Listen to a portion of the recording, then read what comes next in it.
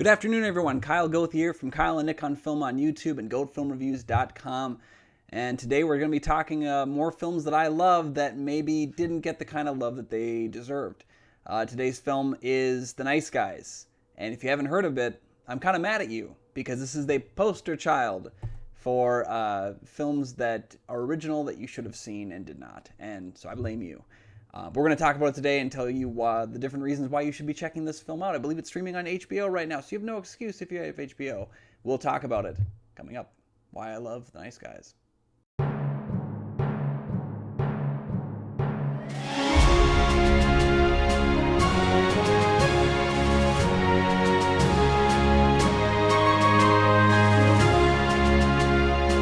Again, thanks for joining us, guys. My name is Kyle Goethe from GoatFilmReviews.com and Kyle and Nick on Film, and this is Why I Love Cinema. New episode here, The Nice Guys we're talking today. Now, The Nice Guys is a film that, as I said in our opening, is the poster child for original films and why people don't go to see them as much. And it's truly one of those things where it's like everybody out there who's a film fan, or even most people who aren't, will often say there's not enough original film out there. And it's shocking to me when people say that because there's actually more film being made right now, more movies being made than any time in history. There are more sequels being made, yes. There are more remakes being made, yes. There are more reboots being made, yes, than any point in history. But because of the amount of film actually being produced, there are more original films being made at this point in time than any time in history. So The Nice Guys came out, and I thought it looked really great. I thought the trailers looked great. In fact, I ended up seeing this movie like 2 days after I proposed to my now wife. I don't really... I think we were waiting for the plane out of Hawaii, and we had like 3 hours to spare, and couldn't get anything else to do in the direct vicinity of the airport, so we went to see this movie. And I thought it was just shocking to me when the film failed at the box office so badly. For example, the film was made on a $50 million budget, and I got to assume maybe $40 to $45 million in marketing went into it as well, for a total of $95 million. Now, it brought in, I think its total take was 62 and a half, and if the theaters keep about half of that, this movie lost about 50 to 60 million, which is just staggering. And I could not wrap my head around why this movie did not make its money back, especially with a 92% on Rotten Tomatoes. You've got, the director of Kiss Kiss Bang Bang, the creator of Lethal Weapon. That's where I knew Shane Black from, was that he wrote like my favorite buddy cop movie of all time, Lethal Weapon 2. He wrote both of them. And so for me, it's just kind of, it doesn't make sense. This movie failed so spectacularly, but that's exactly why this film is the one that is the poster child. Everyone complains about not enough original film. No one goes to see original film when it comes out. So today we're going to talk about the 5 reasons why I love The Nice Guys. And then I'm going to run through some trivia track for you, and we're going to have some fun doing it. So let's just jump right into it. The plot of the film, very simply, is these two private investigator kind of muscle types. The muscle being, of course, Russell Crowe's character, Jackson Healy. The private investigator being Ryan Gosling's character, Holland March. They basically start off as foes who are kind of doing the same profession. They're both, trying to protect people, solve mystery kind of stuff, and they end up working together to find this missing girl, Amelia, and to make sure that she's okay. And they get embroiled in this really weird and strange LA-style mystery involving a dead porno actress, and it's a buddy cop film where the two characters aren't even cops. And I'll get into all the different details of it, but I think more than anything, it's just something you kind of need to see to really fall in love with. Now, granted, this one was very R-rated, so that's one of the reasons it probably didn't make a ton of money. But at the same time, if you are capable of watching the things that it puts in the film, I think you're going to enjoy it very much so.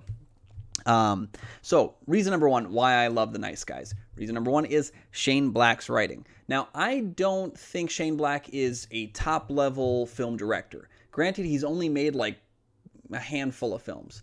I've liked each of them, yes, but at the same time, what his strength has always been is his writing. He's been writing since the 80s. He's been creating, and a lot of the films that people will like, if you look up his name and look up the things he's written, you're going to find a lot of films that you know. And you're like, wow, these are all written by the same guy. Yeah, Shane Black is an exemplary writer, and I think he's got some of the strongest dialogue this side of Quentin Tarantino. The way he writes both of our two lead characters, and the way he writes Holland March's daughter, Holly, played by Angourie Rice, as kind of being like the brains of the duo, even though she's not one of the two of them, is really incredible. I also think that he writes his foes in a very likable manner, I guess is the way I'll say it. We don't see Matt Bomer for the first like 2/3 of the film, but his character John Boy is very well written and a very interesting foil to the main cast. And again, like, he doesn't make them likable, he doesn't make you want to hang out with them, but he makes them memorable. And I think in a film like this, where you've got your two leads taking on a bunch of bad guys throughout the story, it's nice to have memorable villains. Same through with Keith David, who I don't think we get an actual name for his character, but I love Keith David. He's one of my favorite character actors. He appears in the film. We see him a few different times throughout it, and I think he, again, is so well written that the more he pops up, you get excited when he's on screen, and that's partially because of Shane Black's really strong writing. Many of his characters have sharp wit to them, but it's not the same sharp wit each and every time around the bend. So I really think, number one reason why I love The Nice Guys, I think it's very well written. It's a very well written story. This is a pulp magazine style detective tale, and it's fantastically written for that reason. So reason number two why I love The Nice Guys is the chemistry, the buddy cop chemistry between Russell Crowe and Ryan Gosling. I wanted to put these two guys in one reason together, because it's not so much that Russell Crowe is, outstanding in this film, or that Ryan Gosling is outstanding in the film. They are, but it's really the way that they work together. These are two guys that, in terms of like the buddy cop, buddy detective story, I wouldn't have expected them to work as well as they did, but it's because they each have different skill sets where, Crowe's character, Jackson, is, he's the heavy, he's the one who's going to come in and punch your face in. And then you get Ryan Gosling's Holland, who's the drunk, who's the idiot, who's kind of bumbling, and that he's got a heart in there and that he really does care, but he's also kind of selfish, and he's the one who needs to maybe grow more. But the same true as Russell's character. He needs to grow to accept people outside of himself. He's very by himself, alone, and he's been hurt in the past, and so that's something that these two guys need each other in ways that they didn't really expect. And so I think that the chemistry between those two actors is so phenomenal that I just wanted to spend as much time as I could with these two guys just acting in front of me, and we get that in the film. So that's reason number two why I love The Nice Guys. Reason number three, the environment, the 1970s as a setting. Now, granted, we've seen a lot of cinema and film try to really bring that 1970s flavor, that LA flavor, that unique environment to the forefront, and it's been done, especially in the last 10 years, pretty often. I mean, it's a time period we go back to a lot, especially when you're talking in film and about the film industry, which this film does kind of go into. But I think Shane Black captures that really strongly here. It almost feels like this is a version of, Tarantino's later film Once Upon a Time in Hollywood, just set a few years later. Like, all these guys could have been together. And that's kind of funny because you have Margaret Qualley also appearing in that film and this one. So it's kind of fun to see. I think the environment is captured really well. It's a darker side of Hollywood. It's dealing a lot in like the porn acting business as opposed to the cinema, kind of world of film that we're dealing with in the 70s. This is dealing with a very different side of it. And I think, again, that's what Shane Black's writing does really well, is he exposes these other sides of the coin, and we kind of travel with him down those paths. And I think having this unique environment with the writing, with the great chemistry, bottles all together and creates a really unique experience. It's not just another buddy cop movie. It's its own thing, but it also fits into that subgenre really well, and it stands out in that subgenre too. Reason number four why I love The Nice Guys is the mystery. I do think the mystery is pretty strong, and it's one of those mysteries that you feel like it's unraveling too easily, and then a sharp turn comes out of nowhere, and then you'll go a large period of time not knowing what the heck is going on at all, and then something will just fall right into their lap. It's really well layered. It's not a film where I knew where it was going the entire time, and a few times I got lost in the mystery, and it's right then again that Shane Black's writing takes over, and he presents you with kind of a recap of where we're sitting right now, seen through the eyes of our two characters, which develops them more, it develops the story more, and it develops the mystery more. And just when you think you've got it figured out, it kind of veers again. And at no point in the film did I have it completely figured out. And that's what I like about it. But, we get these films like with Knives Out, for example, which came out last year, is a very mystery-laden film, which is great even when I knew where it was going. And I pretty much had that film pegged. I started to put the pieces together pretty early. Now you get something like The Nice Guys, which loses me at some points, in my initial watch, and I'm trying to like wrap my head around all the different pieces of the puzzle, and I couldn't even start putting it together. And it's that side of things that worked really well too. So you get a film when it's really crafted mystery can do that for you, whether it's easy mystery or difficult mystery. This is one where you get kind of lost in that shuffle, and it's one of those pieces that makes me go back to this movie a lot more than I initially expected to. So reason number 5 why I love The Nice Guys, and this reason kind of hurts me to my core to say it's what I love about this film most, it would have made a great franchise. I think where we leave our characters at the end of the film would have been a truly impressive place to pick up a long-running franchise. I think this film, when it initially was written, I think it was pieced together as with the plan of being a TV show first, and they thought a movie would be a better track to take the film in. And I agree. I think this would have been a better movie than a TV show. But at the same time, I also really think this movie would have made a better franchise than a standalone film. But because it lost money, because it lost so much money, it's never going to get there. And it really hurts me because I think, say what you will, if you're not a franchise film fan, if you just like, I'm done with sequels, I don't want to keep seeing more of them, that's fine. But there are a few subgenres that are as strong at franchise building than the buddy cop, or in this case, buddy detective story. I think getting those two guys and watching their relationship grow, and again, one of my favorite buddy cop franchise is Lethal Weapon. My favorite buddy cop movie, I believe, is Lethal Weapon 2, actually. But all those 4 films, it's always been about the characters and the relationship between the characters. And that, that franchise started off very much 2 guys that just did not work together. That's how The Nice Guy starts. And you can say it's the same thing. It's not the same thing, but it is important to care about those characters and the journey that they go on.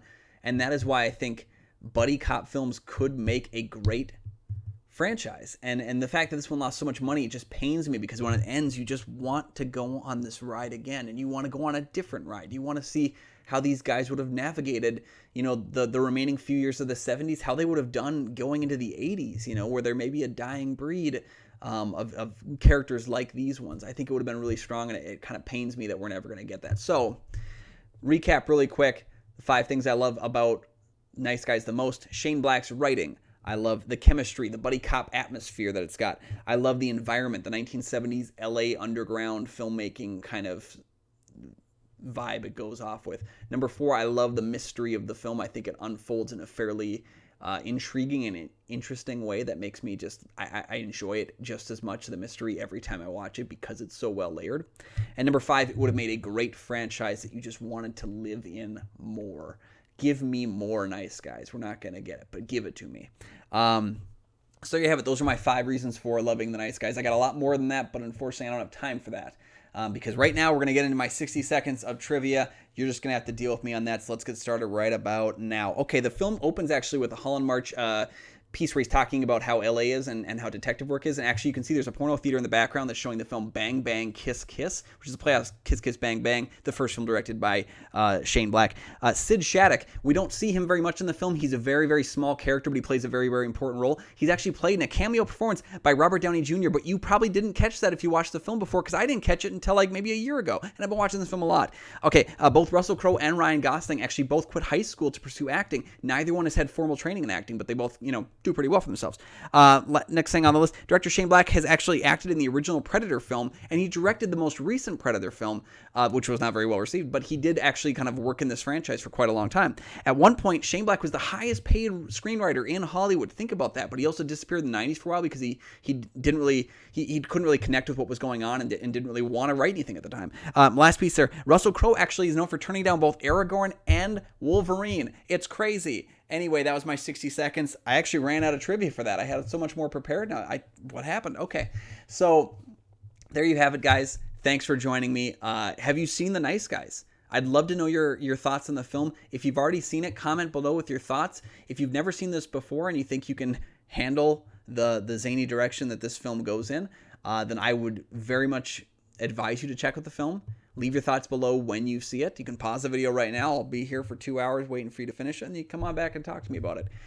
If you like this content, please give us a like as well. It's it's a simple free thing that you can do to help support the channel. Another free thing you can do to help support the channel is you can subscribe. We got a subscribe button right over there. We've got over a dozen videos backlogged right now, and some of the films that you may have heard of, some of the films that you may not have heard of, and we really like to get your input on those as well.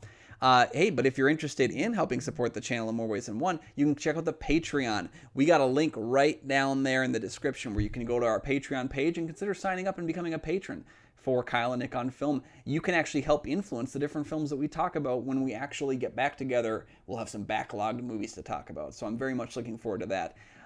Thank you guys so much for joining me. I'm really happy that we got a chance to discuss The Nice Guys. It's one of my favorite movies that no one went to see, so I'm really happy that we got the chance to talk about it. So thank you guys so much for joining me. My name is Kyle Goethe. You can find all my reviews on goatfilmreviews.com. You can follow me on Instagram and Twitter at AlmightyGoatman, and come along and read some of those reviews. Come along and check out some previous episodes of Kyle and Nick on Film, or you can check out my buddy Nick Plotachuk's podcast, the St. Paul Filmcast. He's got a backlog with a ton of episodes, ton of great content. The show's on hiatus right now. He's going to come back with that when we have time. But, really just can't thank you enough for staying on the ride with us during this difficult time. Take care of yourselves, be safe, and until next time, we'll see you later.